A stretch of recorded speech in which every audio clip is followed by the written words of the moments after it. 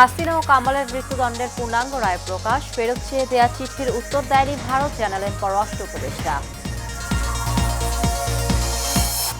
সর্বোচ্চ প্রস্তুতি নিয়ে মাঠে নামছে আইনশৃঙ্খলা বাহিনী, জানালেন সিএসপি। এসপি নিয়োগে বাদ পড়েনি মেধাবীরা, দাবি স্বরাষ্ট্র উপদেষ্টার। এবং অর্থনীতি সহ সব খাত ধ্বংস করেছিল আওয়ামী লীগ, মন্তব্য খসরুর। ভোটে সুষ্ঠু পরিবেশ নিশ্চিতের আহ্বান দিয়েছে।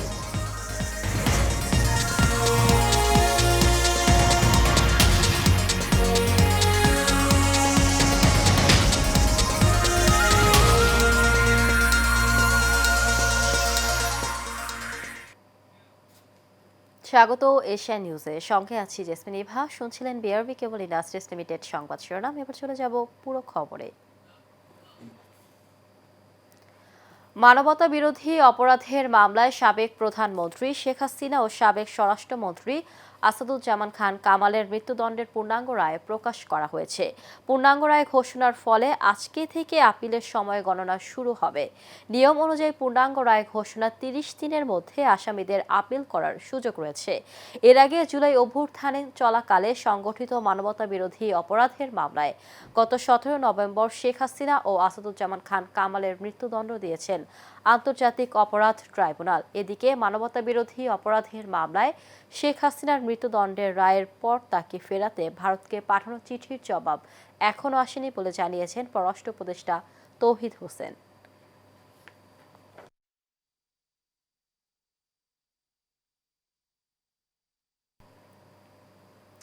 নির্বাচনে ঝুঁকিপূর্ণ এলাকায় আলাদা ব্যবস্থা নেওয়া হবে বলে জানিয়েছে প্রধান নির্বাচন কমিশনার এএমএম নাসির উদ্দিন।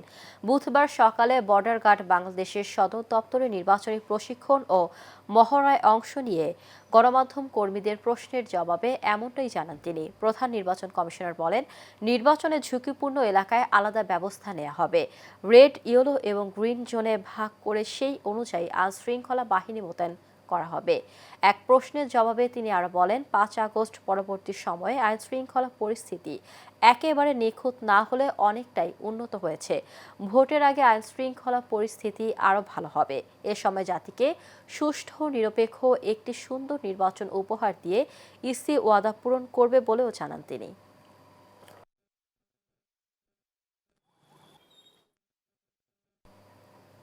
ত্রয়োদশ জাতীয় সংসদ নির্বাচন ঘিরে দেশের ৬৪ জেলায় নতুন পুলিশ সুপার নিয়োগ দিয়েছে সরকার। স্বরাষ্ট্র মন্ত্রণালয় থেকে এই সংক্রান্ত প্রজ্ঞাপন জারি করা হয়। এদিকে সচিবালয়ের স্বরাষ্ট্র উপদেষ্টা লেফটেন্যান্ট জেনারেল অবসরপ্রাপ্ত মোহাম্মদ জাহাঙ্গীর আলম চৌধুরী বলেন, লটারির মাধ্যমে এসপি নিয়োগে মেধাবী কেউ বাদ পড়েনি। নূর মোহাম্মদ ভুইয়ার রিপোর্ট। আগামী ত্রয়োদশ জাতীয় সংসদ নির্বাচনকে ঘিরে দেশের ৬৪ জেলায় নতুন পুলিশ সুপার নিয়োগ দিয়েছে অন্তর্বর্তী সরকার। স্বরাষ্ট্র মন্ত্রণালয় থেকে এই সংক্রান্ত প্রজ্ঞাপন জারি করা হয়। এদিকে সচিবালয়ের স্বরাষ্ট্র উপদেষ্টা জাহাঙ্গীর আলম চৌধুরী বলেন, লটারির মাধ্যমে এসপি নিয়োগে মেধাবী কেউই বাদ পড়েনি। যেভাবে লটারি করার ওইভাবেই লটারি করেছি। এটার ক্ষেত্রে আমরা ৩টা ক্রাইটেরিয়া নির্ধারণ আছে, A category, B category, C category. এটা করা হয়েছে জেলার আয়তনের বেসিসটা আমরা ওই আইন শৃঙ্খলা পরিস্থিতির উপর নির্ভর এবং ওই জেলাগুলি নির্ধারণ করে তারপর আমরা এসপিদেরও ওইরকম কর্তৃক আনে করে দিচ্ছি। উপদেষ্টা জানান, এসপি নিয়োগের ক্ষেত্রে বিভিন্ন জেলায় আইনশৃঙ্খলা পরিস্থিতি বিবেচনায় এ, বি ও সি ক্যাটাগরি করা হয়েছে। আমাদের টোটাল এসপি ছিল মানে 64 জেলায়। তো 64 থেকে আমরা 18 জন আমরা উঠে আনছি। 18 জন থেকে আমরা নতুন জন দিচ্ছি, আর যারা পুরানো ছিল ওখানে তারপরে ওই লটারি করে চারটা যেই জেলায় যার কপাল আসছে ওই জেলায়। সড়কে চাঁদাবাজি ঠেকাতে সরকার কঠোর অবস্থানে যাচ্ছে বলেও জানান জাহাঙ্গীর আলম চৌধুরী। স্যার, সড়কে চাঁদাবাজিও তো বন্ধ করতে পারেননি স্যার, যে কারণে চাঁদাবাজি বন্ধ করতে পারবে অনেকটা কমে আনতে পারছি। উল্টো তো এই আমরা চেষ্টা করে যাচ্ছি। এই ক্ষেত্রে আপনাকে সাহায্য সহযোগিতা দরকার। নূর মোহাম্মদ ভুঁইয়া, এশিয়ান টেলিভিশন, ঢাকা।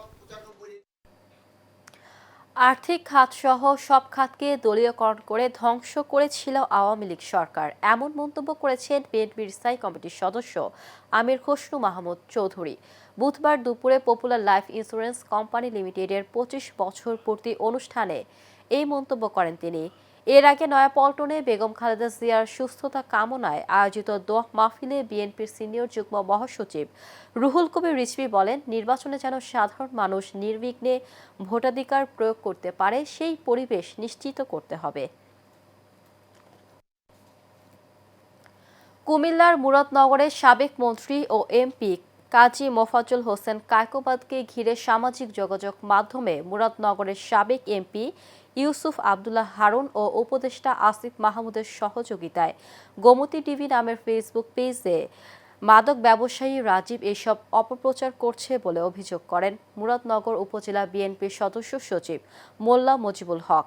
এক সংবাদ সম্মেলনে এসব লিখিত অভিযোগ তুলে ধরেন তিনি। বিস্তারিত মণ্ডলে নামের রিপোর্টে। কুমিল্লা মুরাদনগরে আওয়ামী লীগের সাবেক সংসদ সদস্য ইউসুফ আবদুল্লাহ হারুনের সহযোগিতায় গোমতী টিভি নামের ফেসবুক পেজের সাবেক মন্ত্রী ও 5 বারের সংসদ সদস্য কাজী মোফাজ্জল হোসেন কায়কোবাদকে নিয়ে মাদক ও ধর্ষণ মামলার আসামি রাজীবের অপপ্রচারের প্রতিবাদে এই সংবাদ সম্মেলনের আয়োজন করে স্থানীয় বিএনপি। তাকে ভালোবেসে দাদাভাই বলে ডাকে। এই সময় উপজেলা বিএনপির আহ্বায়ক মহিউদ্দিন অঞ্জন বলেন, এমন অপপ্রচারের প্রশাসন কোনো দ্রুত ব্যবস্থা না নিলে কঠোর আন্দোলনে যাবে কুমিল্লা মুরাদনগরবাসী। এই মাদকাসক্ত রাজীব আমাদের জননন্দিত জনপ্রিয় নেতা আলহাজ কাজী শাহ মোফাজ্জল হোসেন কায়কোবাদ সাহেবের বিরুদ্ধে ভুয়া কন্টেন্ট তৈরি করে বিকৃতভাবে প্রচার করছে।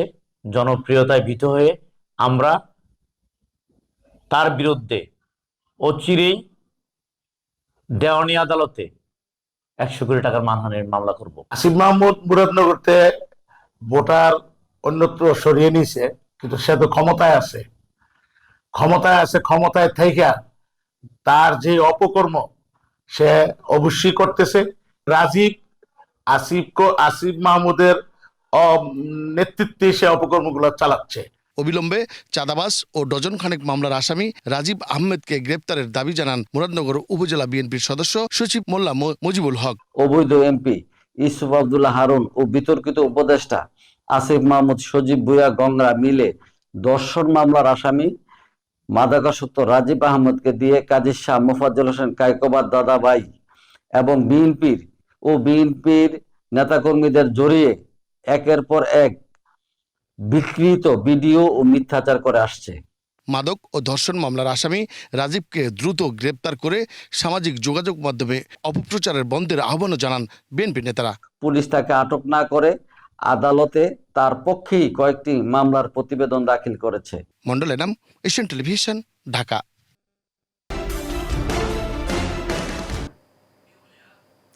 ভূমিকম্পের পর সাভারে জাহাঙ্গীরনগর বিশ্ববিদ্যালয়ের নতুন হলগুলোতে পরিদর্শন করা হয়েছে। হল প্রভোস্ট ও পরামর্শক প্রতিষ্ঠান জানায়, নতুন হলগুলোতে কোনো ঝুঁকি নেই। পরামর্শক প্রতিষ্ঠান ডিডিসির ইঞ্জিনিয়ার ও মার্কেট ডিজাইন ইঞ্জিনিয়ার জানান, বিশ্ববিদ্যালয়ের নতুন 3টি ছাত্র ও ছাত্রী হল 8.5 মাত্রার ভূমিকম্প সহনীয়। এই বিষয়ে শহীদ তাজউদ্দিন হলের প্রভোস্ট প্রফেসর ডক্টর লুৎফুর এলাহি বলেন, ভূমিকম্পের কারণে কোনো হলে ফাটল নেই, তাই নির্বিঘ্নে শিক্ষার্থীরা বসবাস করতে পারেন।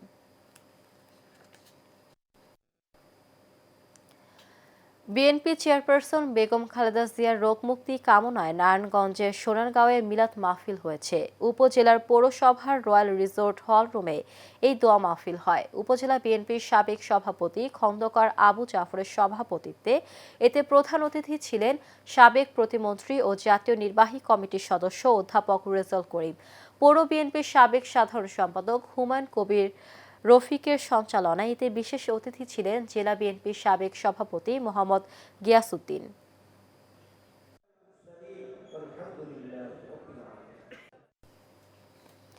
ব্রাহ্মণবাড়িয়ার বাঞ্ছারামপুরে বিএনপির ভারপ্রাপ্ত চেয়ারম্যান তারেক রহমানের 31 দফা বাস্তবায়নের লক্ষ্যে বিএনপি মনোনীত দলীয় প্রার্থীকে বিজয়ী করতে সমাবেশ হয়েছে।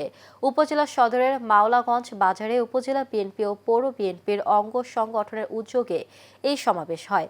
উপজেলা বিএনপির সভাপতি মেহেদী হাসান পলাশের সভাপতিত্বে প্রধান অতিথি ছিলেন সাবেক MP M A Khalek PAC.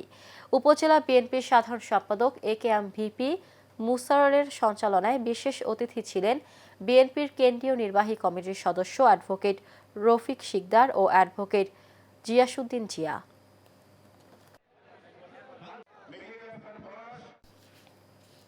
Bogura সদর আসনে বিএনপির ভারপ্রাপ্ত চেয়ারম্যান তারেক রহমানের ধানের শীষে ভোট চেয়ে গণসংযোগ, পথসভা ও লিফলেট বিতরণ করা হয়েছে। বগুড়া পৌরসভার ৯ নম্বর ওয়ার্ডের সূত্রাপুর, খান্দার ও পাসপোর্ট এলাকায় লিফলেট বিতরণ ও পথসভা করা হয়। ওয়ার্ড বিএনপির সাধারণ সম্পাদক ফারুকুল ইসলাম ফারুকের সভাপতিত্বে প্রধান অতিথি ছিলেন জেলা বিএনপির সাবেক সভাপতি ভিপি সাইফুল ইসলাম। এ সময় আরও উপস্থিত ছিলেন মাহবুবুর রহমান বকুল, শাহ মোহাম্মদ মেহেদী হাসান হিমু, দেলার হোসেন পশারি হিরু সহ অনেকে। বিএনপির ভারপ্রাপ্ত চেয়ারম্যান তারেক রহমানের রাষ্ট্র কাঠামো মেরামতের ৩১ দফা বাস্তবায়নের লক্ষ্যে ও জাতীয় সংসদ নির্বাচন উপলক্ষে আলোচনা সভা উঠান বৈঠক হয়েছে।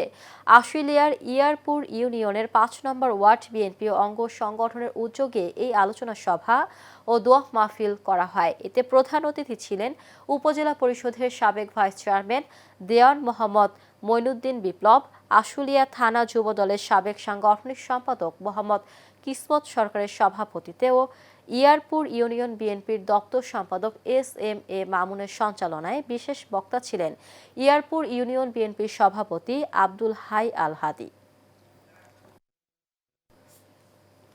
চাঁদপুর ২ আসনে বিএনপির প্রাথমিক মনোনয়ন পূর্ব বিবেচনার দাবিতে মোটরসাইকেল শোভাযাত্রা ও বিক্ষোভ মিছিল করেছে জেলা বিএনপির সহ সভাপতি ও মতলব দক্ষিণ উপজেলা পরিষদের সাবেক চেয়ারম্যান এম.এ. শুক্কুর পাটোয়ারির কর্মী সমর্থকরা। এ সময় বক্তব্য রাখেন উপজেলা বিএনপির প্রবাসী কল্যাণ সম্পাদক আনোয়ার হোসেন, জেলা যুবদলের সহ সম্পাদক এম.এ. আজিজ ঢালী, নায়েরগাঁও দক্ষিণ ইউনিয়ন বিএনপির সাবেক সাধারণ সম্পাদক লোকমান হোসেন প্রধান, মতলব পৌর যুবদলের যুগ্ম আহ্বায়ক শরীফ উল্লাহ টিটু সহ অনেকে। নরসিংদী ৫ আসনে বিএনপি মনোনীত প্রার্থী ইঞ্জিনিয়ার আশরাফ উদ্দিন বকুলকে বিজয় করার লক্ষ্যে বর্ণাঢ্য র্যালি ও আলোচনা সভা হয়েছে। র্যালিটি পৌর এলাকার বিভিন্ন সড়ক প্রদক্ষিণ শেষে রায়পুরা বাজার গোল চত্বরে এসে সংক্ষিপ্ত সমাবেশ শেষ হয়। সমাবেশে বক্তব্য রাখেন জেলা বিএনপির সহ সভাপতি মোহাম্মদ ফায়জুর রহমান, সহ কোষাধ্যক্ষ আব্দুল কুদ্দুস, পৌর বিএনপির সভাপতি মোহাম্মদ ইদ্রিস আলী মুন্সি, সাধারণ সম্পাদক মোহাম্মদ সাইফুল ইসলাম পলাশ সহ অনেকে।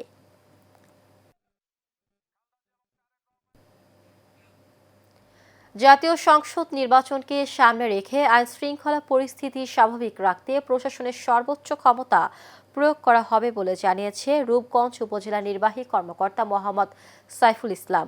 রূপগঞ্জ উপজেলা পরিষদ সম্মেলন কক্ষে মাসিক আইনশৃঙ্খলা সভায় সভাপতির বক্তব্যে তিনি সতর্কবার্তা দেন। এ সময় ইউএনও সাইফুল ইসলাম বলেন, নির্বাচনকে কেন্দ্র করে কোনো বিশৃঙ্খলা মেনে নেওয়া হবে না। সভায় উপস্থিত ছিলেন উপজেলা সহকারী কমিশনার মারজান ইসলাম, ক্যাপ্টেন আবরার, রূপগঞ্জ থানার ওসি মোক্তার হোসেন সহ অনেকে।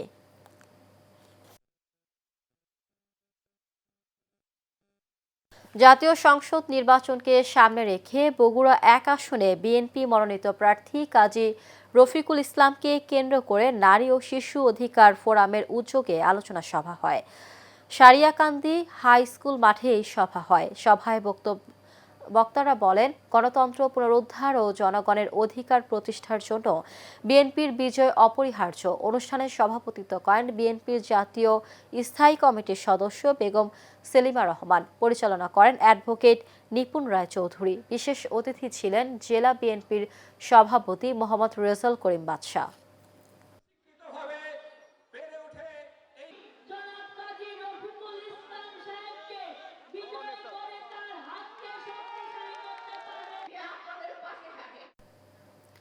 নরসিংদীর রায়পুরায় উপজেলা নির্বাচন অফিস দালালমুক্ত রাখতে নেওয়া হয়েছে নানা উদ্যোগ। ওয়ান স্টপ সার্ভিসের মাধ্যমে দেয়া হচ্ছে নাগরিক সেবা। দালাল ছাড়া যে কোনো সেবা নিতে কর্মকর্তাদের সাথে যোগাযোগ করার কথা জানিয়েছেন নির্বাচন অফিসার মোহাম্মদ আতাউল হক। ফলে দালালমুক্ত সকল কার্যক্রম হচ্ছে বলে জানান নির্বাচন অফিসার মোহাম্মদ আতাউল হক।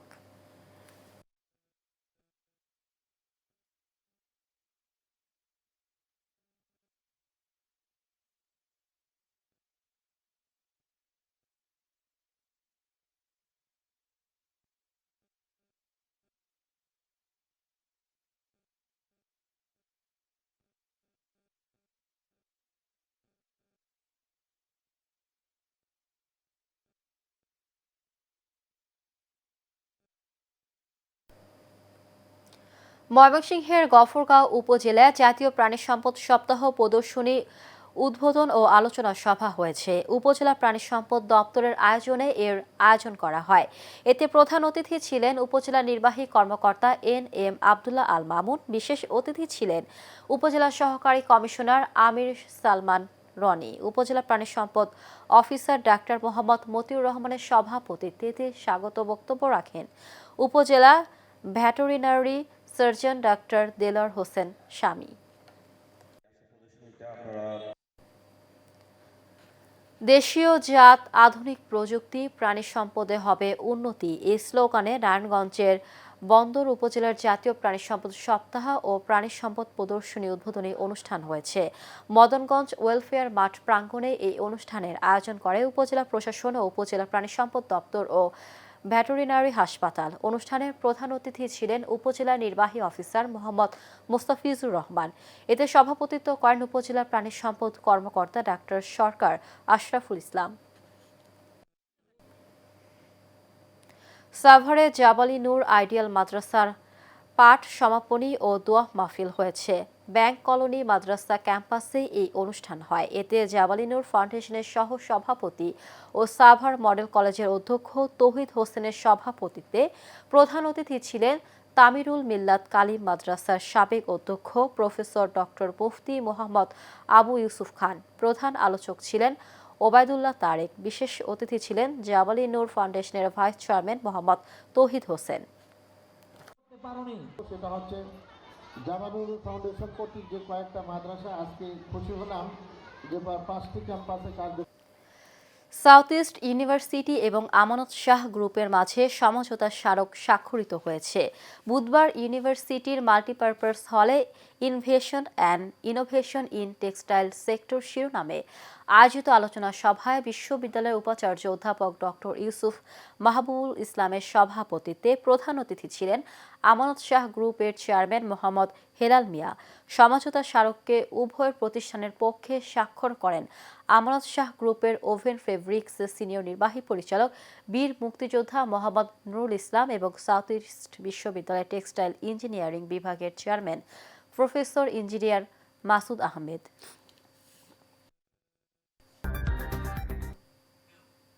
এবার চট্টগ্রাম সংবাদ। একদিকে মসজিদ, অন্যদিকে শিশুদের কবরস্থান, পাশাপাশি আবাসিক এলাকার মাঝেই গড়ে উঠেছে ময়লা ফেলার অবৈধ ডাস্টবিন। এ চিত্র চট্টগ্রাম নগরীর 17 নম্বর ওয়ার্ড পশ্চিম বাকলিয়া খালপাড় বায়তুল মামুর জামে মসজিদ রসুলবাগ আবাসিক এলাকার। চট্টগ্রাম সিটি কর্পোরেশনের নিষেধাজ্ঞা অমান্য করে এবং চলাচলের রাস্তায় রসুলবাগ সমাজ কল্যাণ পরিষদ বজ্র ফেলে ডাস্টবিনে পরিণত করায় প্রতিবাদে মানববন্ধন করেছে গ্রিন সিটি হাউজিং সোসাইটি স্থানীয়রা। এতে বক্তব্য রাখেন act green village fact owners অ্যাসোসিয়েশনের সভাপতি মোহাম্মদ এরশাদ উল্লাহ, প্রফেসর নুরুল্লাহ, মোহাম্মদ আলম খান, ইসমাইল জসিম, নজিমুদ্দিন সহ অনেকে। সংসদ নির্বাচনে বিএনপির পক্ষে চট্টগ্রামের 19 নম্বর বাকলিয়া ওয়ার্ডের গণসংযোগ করেছেন দক্ষিণ জেলা বিএনপির সাবেক আহ্বায়ক জননেতা আবু সুফিয়ান। বিএনপির মহানগরের সাবেক উপদেষ্টা নবাব খানের সভাপতিত্বে এবং মঈনুদ্দিন পারভেজের সঞ্চালনায় এতে উপস্থিত ছিলেন নাজমুল হক নাজু, আব্দুল মান্নান, সালাউদ্দিন বাসু, ইয়াকুব খান, জাকির হোসেন, ওমর ফারুক সহ অনেকে।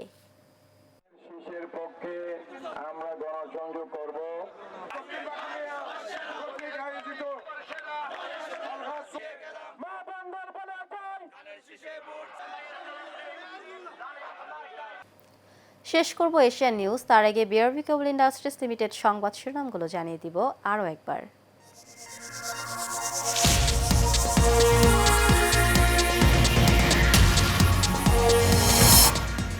হাসিনা ও কামালের মৃত্যুদণ্ডের পূর্ণাঙ্গ রায় প্রকাশ, ফেরত চেয়ে দেয়া চিঠির উত্তর দেয়নি ভারত, জানালেন পররাষ্ট্র উপদেষ্টা। সর্বোচ্চ প্রস্তুতি নিয়ে মাঠে নামছে আইনশৃঙ্খলা বাহিনী, জানালেন সিএসসি। এসপি নিয়োগে বাদ পড়েনি মেধাবীরা, দাবি স্বরাষ্ট্র উপদেষ্টার। এবং অর্থনীতি সহ সব খাত ধ্বংস করেছিল আওয়ামী লীগ, মন্তব্য খসরুর। ভোটের সুষ্ঠু পরিবেশ নিশ্চিতের আহ্বান রিজভির। এশিয়ান নিউজের পর্যন্ত আমাদের পরবর্তী সংবাদ দেখার আমন্ত্রণ জানিয়ে দিতে নিচ্ছি। ধন্যবাদ সবাইকে।